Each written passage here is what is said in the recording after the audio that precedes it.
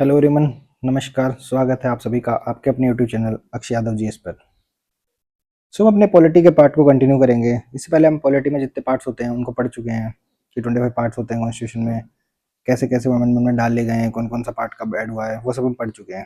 तो आज हम बात करेंगे शेड्यूल्स की। ठीक है, तो इंडियन कॉन्स्टिट्यूशन में इनिशियली जब इंडियन कॉन्स्टिट्यूशन आया था तो इसमें 8 शेड्यूल्स थे। ठीक है, धीरे धीरे विद टाइम इसमें 12 शेड्यूल्स हो गए हैं with amendments and by additions. ठीक है, तो हम इन 12 शेड्यूल्स के बारे में बात करेंगे आज। ठीक है, तो अगर हम फर्स्ट शेड्यूल की बात करें तो फर्स्ट शेड्यूल में क्या है? फर्स्ट शेड्यूल बात करता है names of states and union territory. जो इंडिया में जितने भी स्टेट्स हैं और यूनियन टेरिटरी हैं उनके जुडिक्शन की, टेरिटोरियल जुडिक्शन की बात करता है। ठीक है, और उनके नाम की बात करता है। तो फर्स्ट शेड्यूल में यही है। ठीक है, और ये ओरिजिनली जो कॉन्स्टिट्यूशन था उसमें भी था, पर इसमें अमेंडमेंट्स के साथ जैसे डिफरेंट डिफरेंट स्टेट्स बनते गए हैं तो वो अमेंडमेंट्स में ऐड होते गए हैं सिर्फ। ठीक है, कोई न्यू स्टेट फॉर्म हुआ है, जैसे बिहार में से झारखंड अलग हुआ, पंजाब में से हरियाणा अलग हुआ, जैसे अभी JNU and Kashmir union territory बनाए, तो वो सब धीरे धीरे अमेंडमेंट के साथ इसमें ऐड होते गए। ठीक है, इसी तरह से जो सेकंड शेड्यूल है जो बात करता है सैलरीज एंड अलाउंसेज और एमेंडमेंट्स, जो भी कॉन्स्टिट्यूशनल पोस्ट पे जो भी अथॉरिटीज़ हैं उनकी जो सैलरीज अलाउंसेज, ठीक है, इन सब की बातें करता है। और प्रिविलेजेस, जो भी हाई पोस्ट पे डिग्निटरीज हैं उनकी बात करता है, जैसे प्रेसिडेंट, कॉन्स्टिट्यूशनल पोस्ट की बात कर रहा हूँ, प्रेसिडेंट, ठीक है, गवर्नर्स, स्पीकर, जजेस, CAG एटसेट्रा। ठीक है, तो ये सब भी उसी टाइम से है। इनके सबके आर्टिकल 59 में जो प्रेसिडेंट आते हैं वो आते हैं। ठीक है, ऐसे ही 148 में CAG आते हैं। ठीक है, जो कॉन्स्टिट्यूशनल पोस्ट है उन्हीं की बात हो रही है। ठीक है, तो ओरिजिनल कॉन्स्टिट्यूशन में था, जो ओरिजिनल कॉन्स्टिट्यूशन में था वैसे ये अभी भी है। ठीक है, इनकी सैलरीज अलाउंसेज ये बढ़ते रहते हैं विद ओवर टाइम, समझ गए? ठीक है, इस तरह से हम थर्ड शेड्यूल की बात करें।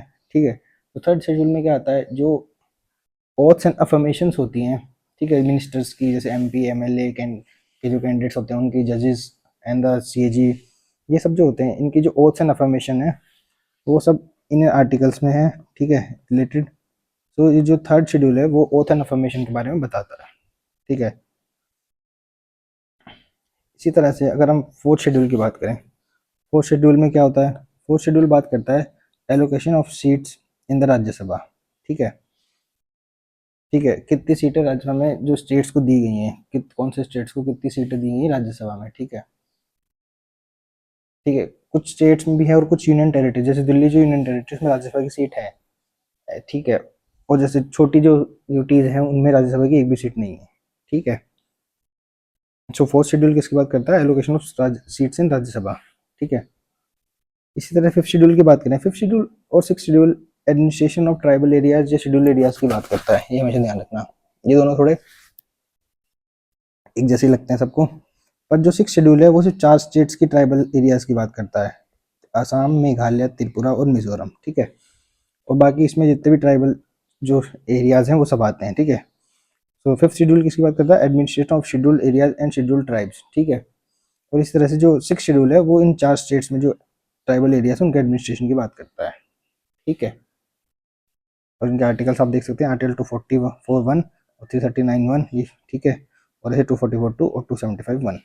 ठीक है, जब हम बात करते हैं सेवन शेड्यूल की, तो सेवन शेड्यूल आर्टिकल 246 के बारे में डिस्कस करता है कि जो हमारे स्टेट, जो हमारी जो पार्लियामेंट है और जो स्टेट लेजिस्लेचर है वो किन किन मैटर्स में लॉ बना सकती है। तो इसी तरह से जो यूनियन गवर्नमेंट है या सेंट्रल गवर्नमेंट है वो यूनियन लिस्ट पे लॉ बना सकती है। इसी तरह जो स्टेट गवर्नमेंट्स हैं, ठीक है, वो अपनी स्टेट लिस्ट पे लॉ बना सकती है। और जो कंकरेंट लिस्ट है उस पर दोनों ही लॉ बना सकती हैं, जैसे स्टेट गवर्नमेंट और सेंट्रल गवर्नमेंट दोनों लॉ बना सकती हैं।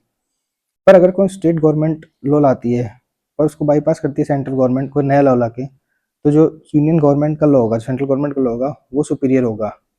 ठीक है, तो वो मान्य होगा जो सेंट्रल गवर्नमेंट लॉ लाएगी।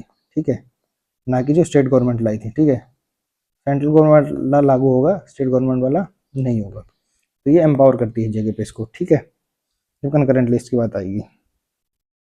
इसी तरह से एट शेड्यूल की बात करें तो एट शेड्यूल बात करता है under article 341 and 351 recognised languages of India. ठीक है, जब ओरिजिनल कॉन्स्टिट्यूशन आया था तो 14 ही रिकॉग्नाइज लैंग्वेजेस हुआ करती थी, लेकिन अब कितनी है टोटल? 22 रिकॉग्नाइज लैंग्वेजेस हैं, ठीक है। लेटर ये धीरे धीरे by 21st 71st and 92nd constitution amendment के बाद इन सबको बढ़ा के 22 तक पहुंचाया गया, ठीक है। अब 22 लैंग्वेजेस हैं, ठीक है, ठीक है।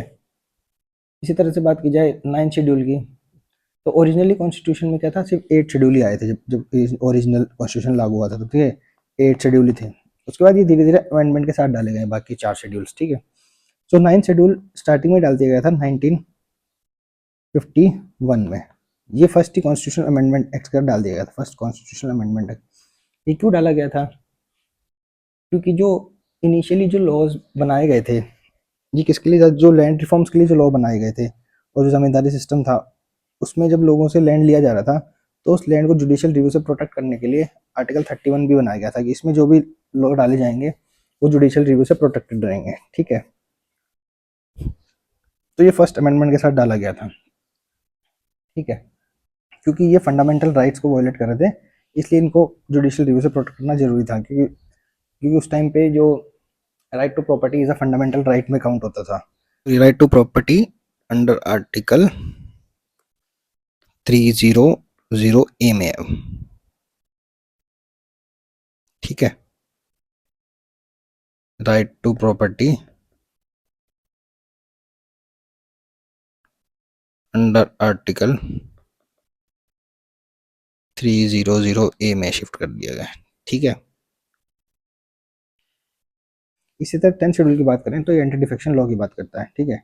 एंटी डिफेक्शन लॉ क्यों लाना पड़ा था? क्योंकि जो मेंबर ऑफ पार्लियामेंट थे और स्टेट लेजिस्लेचर जो मेंबर थे, वो जो भी पार्टी जो जीतती थी, वो जीतने के बाद उसकी तरफ स्विच कर जाते थे, ठीक है। तो इसको रोकने के लिए, इसको मतलब होस्ट ट्रेडिंग काइंड ऑफ होती थी, इसको रोकने के लिए 52nd अमेंडमेंट 1985 में लाया गया जब राजीव गांधी की गवर्नमेंट थी, ठीक है, ठीक है। तो 10 शेड्यूल में क्या है, एंटी डिफेक्शन के प्रोविजंस हैं कि कब आप डिफेक्ट कर सकते हो, कब नहीं कर सकते, कब आपको डिस्क्वालीफाई कर दिया जाएगा। और डिस्क्वालीफिकेशन की सारी पावर्स किसके पास होती थी? स्पीकर के पास, ठीक है। स्पीकर ही डिसाइड करता है कि मेंबर डिस्क्वालीफाई होगा या नहीं होगा, ठीक है। इसी तरह से अगर 11 शेड्यूल की बात करी जाए, 11 शेड्यूल कब कब डाला गया था? By the 73rd constitutional amendment act, ठीक है। ये क्या होता है? पंचायती राज एक्ट बोलते हैं इसको, जो पंचायती राज एक्ट डाला गया था 73 पंचायती राज एक्ट, ठीक है। ये पंचायत के लिए बनाया गया था, ठीक है। पार्ट 9A डाला गया था कॉन्स्टिट्यूशन में, और 73rd कॉन्स्टिट्यूशनल अमेंडमेंट 1992 में ये सब डाला गया था, ठीक है। और इसमें कितने फंक्शंस और पावर और फंक्शन से पंचायत के 29 है, ठीक है। इसी तरह से हम बात करें 12 शेड्यूल की, 12 शेड्यूल में पावर एंड फंक्शन की बात की थी म्यूनसिपैलिटीज़ की, ठीक है। जैसे 11 में होती थी पंचायत की बात और 12 में होती है म्यूनसिपैलिटीज़ की बात। इसमें कितने सब्जेक्ट्स हैं? 18 सब्जेक्ट्स हैं, ठीक है। जो फंक्शनल मैटर्स हैं वो 18 है, ठीक है। ये डाला गया था 74th कॉन्स्टिट्यूशनल अमेंडमेंट एक्ट में, 73 और 74, ये बहुत इंपॉर्टेंट कॉन्स्टिट्यूशनल अमेंडमेंट एक्ट है, ठीक है।